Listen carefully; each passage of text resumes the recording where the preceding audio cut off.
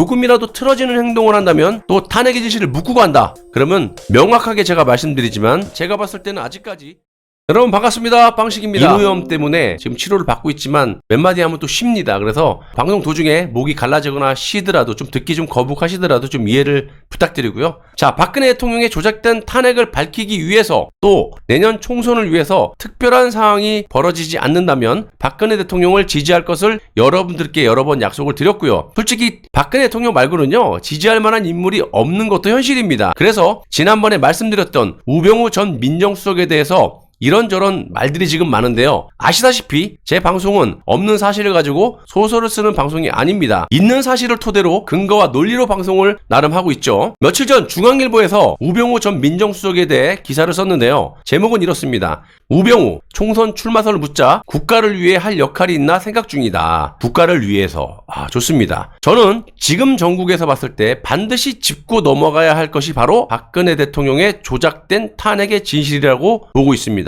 이걸 묻고 가는 것은 절대로 국가를 위한 길이 아니다. 이렇게 확신을 하고요. 이유는 간단합니다. 일단 죄 없는 현직 대통령을 검찰과 특검이 조작으로 탄핵 구속을 시킨 희대의 만행입니다. 즉 법치국가에서 있을 수 없는 일이 벌어진 것이고요. 이는 법치가 무너졌다는 것을 의미합니다. 또 하나는 민주주의의 파괴라고 보는데요. 민주주의의 꽃은 선거죠. 국민의 선거로 과반 이상의 득표를 얻어서 그렇게 선출된 대통령을 조작으로 탄핵시켰다? 민주주의가 파괴된 거죠. 선거를 뭐 하려고 합니까? 이럴 거면. 마지막으로 이 모든 것을 국회와 언론이 공모해서 벌인 짓거리라는 겁니다. 전방위로 다 썩어 문드러진 대한민국의 체계 자체를 바로잡지 않고서는 안 된다라는 그런 점에서 반드시 박근혜 대통령 탄핵은 짚고 넘어가야 된다는 겁니다. 어떠한 이유로 조작된 탄핵 사건을 묻고 간다면 제2, 제3의 조작 탄핵은 나오기 마련입니다. 그런 의미에서 우병우 전 민정수석의 발언에는 반드시 책임도 따라줘야 된다. 이렇게 보고 있고요.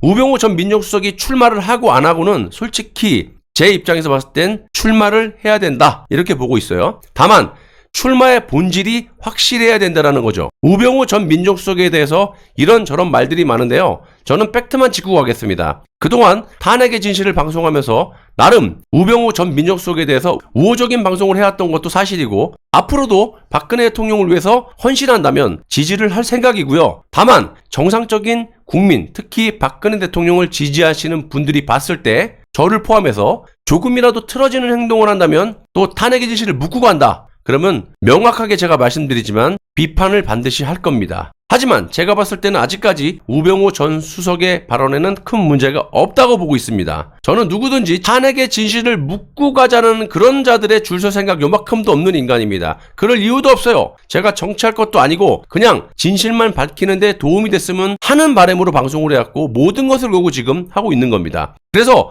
냉정하게 아무런 이해관계 없이 말씀을 드려볼게요. 태블릿 조작의 최초 주범은 김수남, 이영렬의 특수본. 팩트죠. 일단 이 두 인간은 우병우 사단으로 알려져 있긴 해요. 그렇다고 우병우 전 민정수석이 태블릿 PC를 조작했다라는 건 아닙니다. 아무런 증거가 아직 없어요. 그래서 여러분들이 당시 시점과 상황을 돌이켜보시고 각자 판단하시면 되는 겁니다. 또 우병우 민정수석이 앞으로 어떤 행보를 할지도 눈여겨보시면 되는 거고요.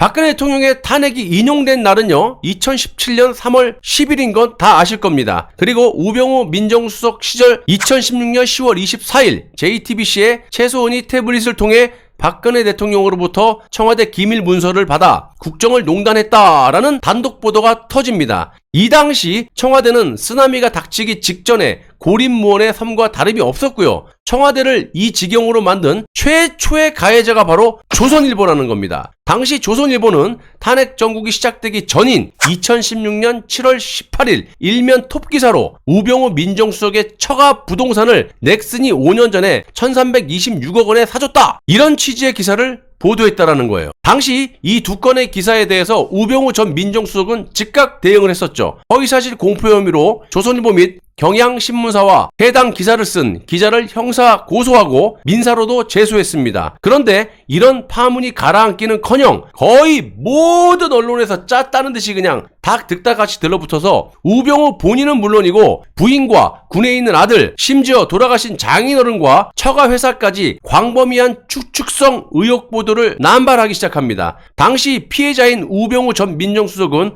오히려 검찰과 특검의 조사 대상이 돼버렸고요. 의경으로 복무 중이던 우병우의 아들 역시 아버지 못지않은 조사를 받게 됩니다. 우병우는 결국 2016년 10월 말경에 청와대를 떠나게 됩니다. 그리고 조선일보의 기사는 명백한 오보라고 말씀드릴 수 있는데 그 근거는 조선일보가 우병우에 대한 허위 보도를 한 지 4년 후인 2020년이 돼가지고 1면, 2면 등 총 2개면에 걸쳐서 대대적인 정정보도를 했다라는 점에서 확인하실 수가 있습니다. 하지만 조선일보의 이런 기사로 인해서 민정수석이었던 우병우의 활동에 제동이 걸리고 청와대와 연결된 국정원, 검찰, 경찰, 국세청 등 사정기관의 정보는 사실상 차단될 수밖에 없었고 결국엔 박 대통령에 대해서 아무런 우리가 액션을 취하지 못하고 보호도 못하고 탄핵 구속이 됐던 겁니다. 다 지난 다음에 4년 지난 다음에 정정보도하면 뭐하냐고. 자, 게다가 온 사방에 박근혜 대통령의 적들이 창궐한 마당에 청와대 정책조정수석이었던 안종범까지 미르재단 설립에 직접적으로 관여를 했고 또 자신의 책임을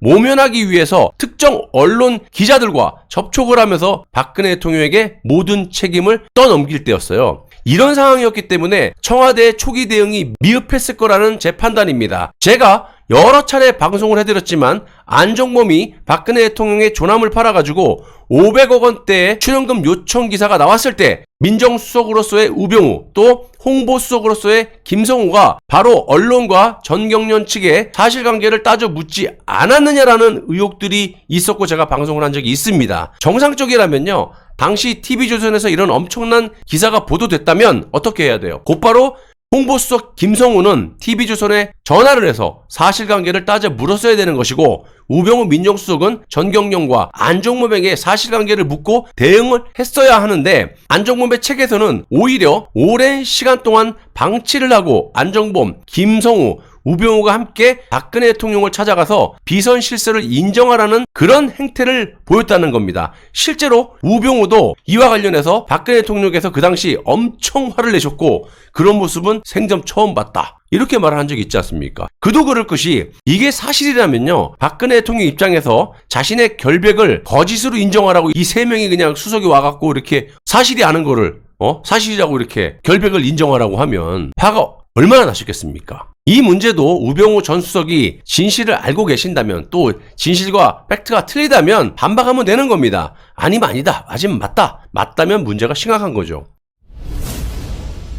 우리가 이 사기꾼 안종범의 책 내용을 그대로 믿을 수는 없겠지만요. 우병우 전 수석의 발언 등 논리 정황으로 봤을 때 터무니없는 사실은 아니다. 상당히 신빙성이 있는 그런 상황이었다. 하지만 객관적인 사실은 2017년 3월 10일에 대통령이 탄핵이 되셨고 JTBC의 태블릿 보도가 2016년 10월 24일에 또 조선일보가 우병우 전 민정수석의 손발을 묶기 위해서 허위 보도를 했던 날이 태블릿 보도가 터지기 약 3개월 전인 2016년 7월 18일이라는 점을 감안했을 때 민정수석 우병우가 할 수 있었던 것은 당시에 아무것도 없지 않았을까 이겁니다. 이미 저들은 언론, 국회, 검찰 싹 다 장악했는데 한 사람이 뭘 어떻게 하려고 해도 벌써 태블릿 사건을 터뜨리기 전에 3개월 전에 민정수석의 손발을 묶기 위해서 저렇게 허위 보도로 그냥 손발을 묶어놨는데 이미 저들은요 전쟁을 하기 전부터 보급로를 끊어놓고 전쟁을 시작했기 때문에 하나만한 전쟁이었다. 이렇게 저는 보고 있는 겁니다. 쉽게 말씀드려서